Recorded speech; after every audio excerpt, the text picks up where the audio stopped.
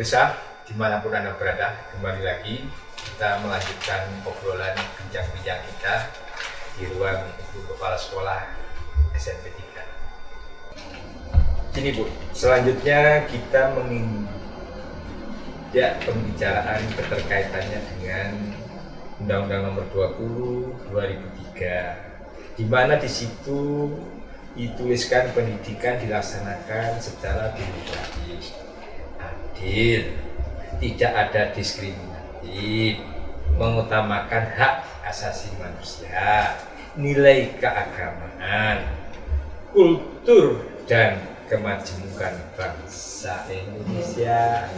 Nah, saat sekarang ini apakah itu sudah dilakukan, sudah dilaksanakan? Monggo Ibu, silakan. Terima kasih. Menurut pengamatan kami selaku pelaku pendidikan selama ini sudah kurang lebih 22 tahun saya berada di pendidikan.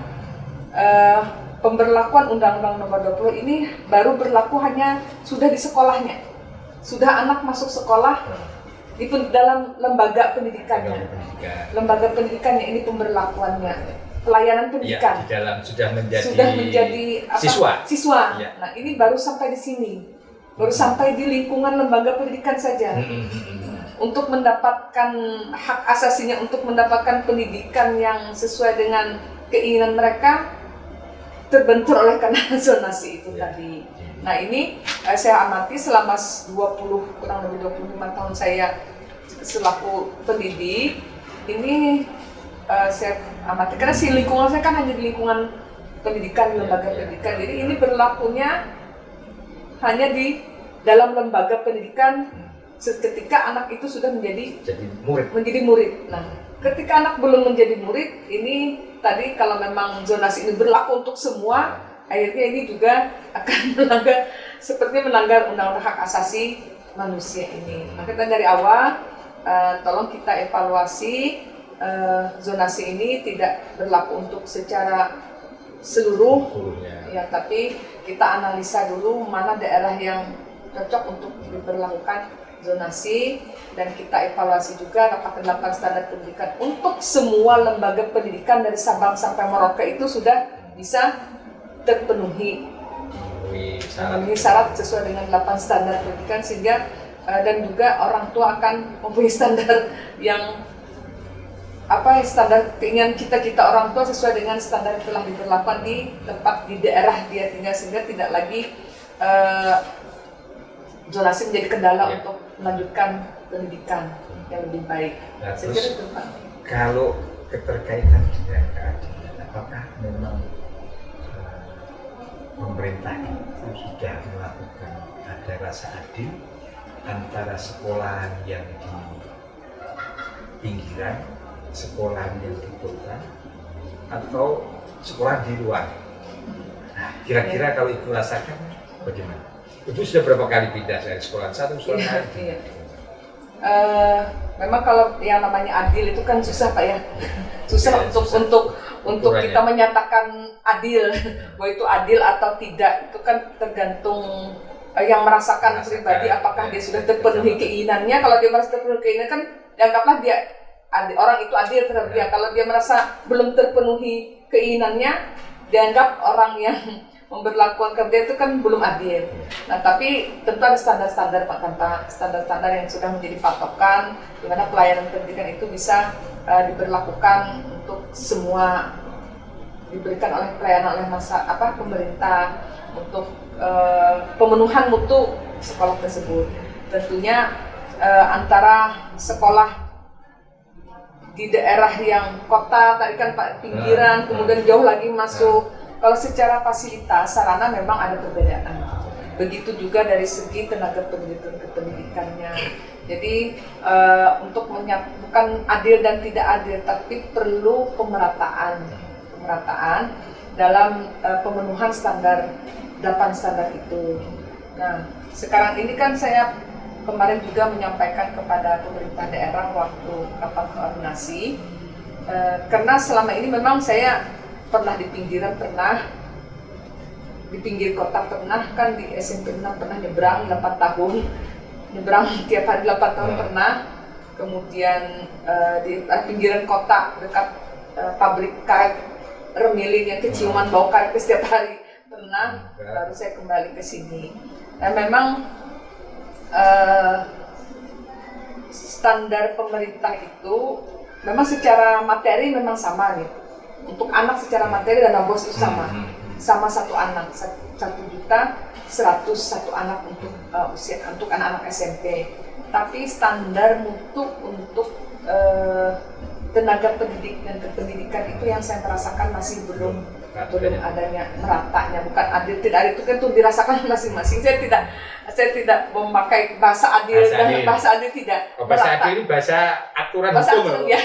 Hukum ya, merata dan tidak meratanya sesuai dengan kebutuhan, Pak. Jadi segala sesuatu kebijakan itu kan harus analisa kebutuhan dulu.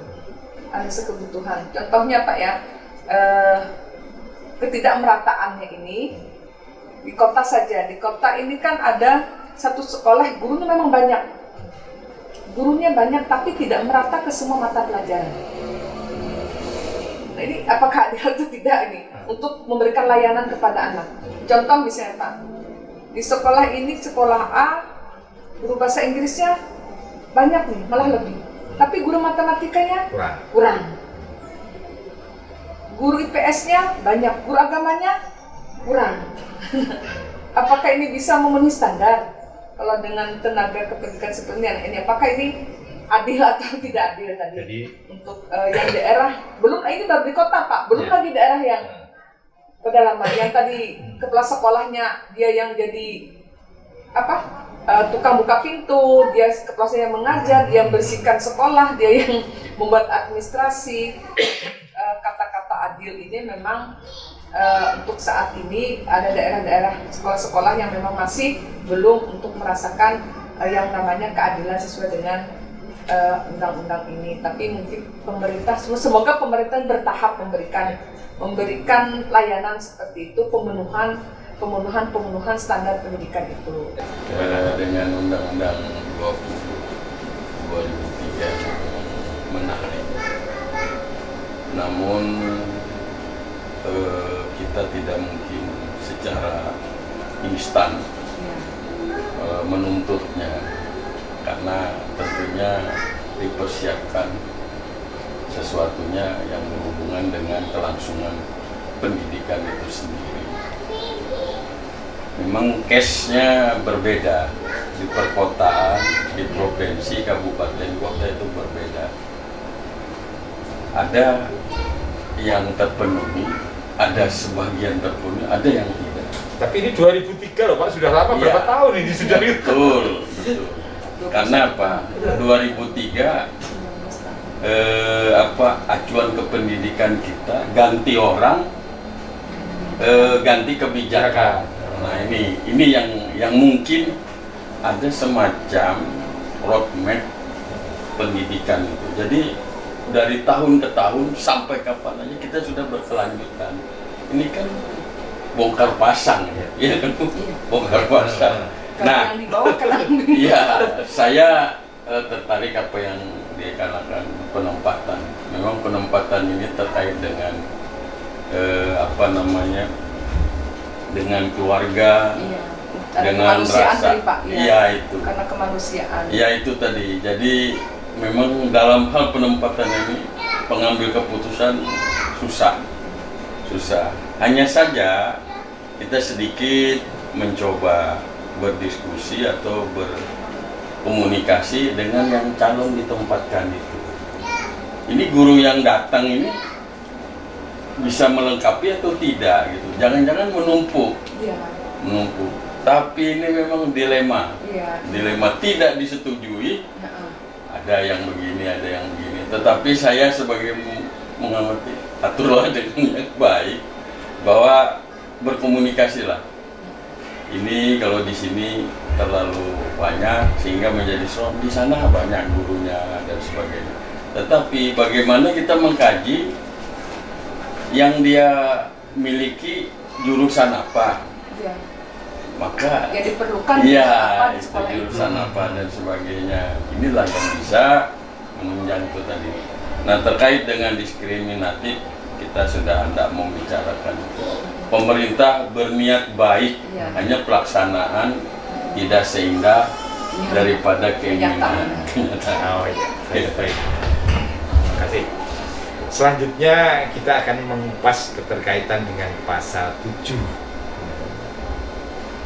di mana kewajiban orang tua untuk memilih,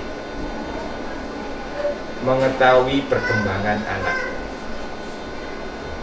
memberikan pendidikan.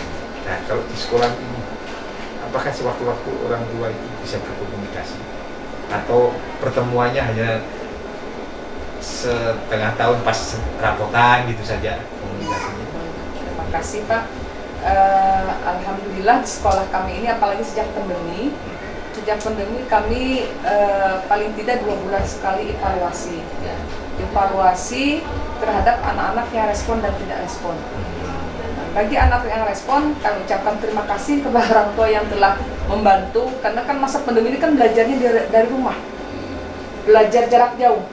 Nah, perlu ada pendampingan orang tua. Ya, perlu pendampingan orang tua. Bagi anak yang respon itu memang orang tuanya proaktif. Bagi anak tidak respon, kami selalu pihak sekolah minta laporan ke wali kelas setiap bulan. Berapa sih anak yang nggak respon? Kalau nanti bulan ini di mana? Lakukan pembinaan, panggilan ke orang tua. Jadi kami itu Pak, selama pandemi ini sudah setiap bulan itu setiap hari ada saja panggilan orang tua untuk komunikasi. Yang setiap 2 bulan sekali itu kami panggil secara kelas ini khusus kelas 7 ruang 1 dan 7 ruang 2, orang tua harus datang yang tidak respon. Nah, untuk mereka akan tahu perkembangan anak seperti apa. Jadi alhamdulillah dengan keadaan demikian bisa teratasi anak yang tidak respon. Apa penyebabnya? Penyebabnya selama pandemi ini kan ada penyebabnya karena tidak adanya paket data, kemudian HP-nya yang rusak, HP-nya harus berbagi dengan kakaknya, dengan adiknya, dengan orang tuanya. Nah, kalau masalah paket data, kami awal-awal sebelum pemerintah mengucurkan paket data gratis, sekolah kami sudah memberikan kartu perdana gratis dengan menggunakan dana BOS. Jadi 800 anak itu Pak saya belikan melalui dana BOS, anggaran dana BOS, belikan kartu perdana gratis Telkomsel. Dan kami backup nomor itu tidak bisa main game, hanya untuk belajar. Itu pertama Pak. Jadi Telkomsel memberi penghargaan kepada kami sekolah yang proaktif sebelum adanya pemerintah memberikan paket data. Jadi paket data itu 10 GB dalam kartu perdana gratis. Kami kerjasama dengan MOU dengan Telkomsel waktu itu. Nah, jadi maksud kami tidak ada lagi alasan anak untuk tidak respon. Ternyata masih ada. Ternyata itulah. Nah, jadi berkat kami selalu komunikasi dengan orang tua, dan orang tua akhirnya bisa mendampingi anaknya.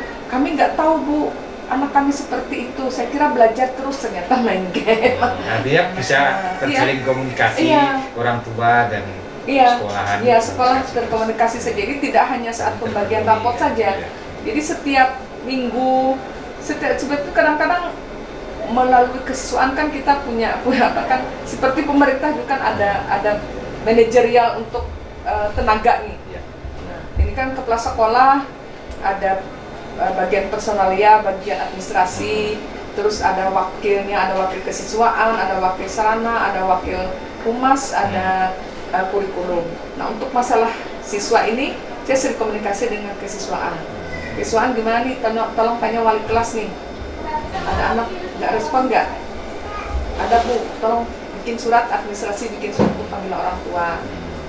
Kalau orang tuanya datang, panggil lagi. Kalau datang nanti berjalan lancar. Ya, alhamdulillah berjalan lancar kalau tempat kami untuk komunikasi dengan orang tua.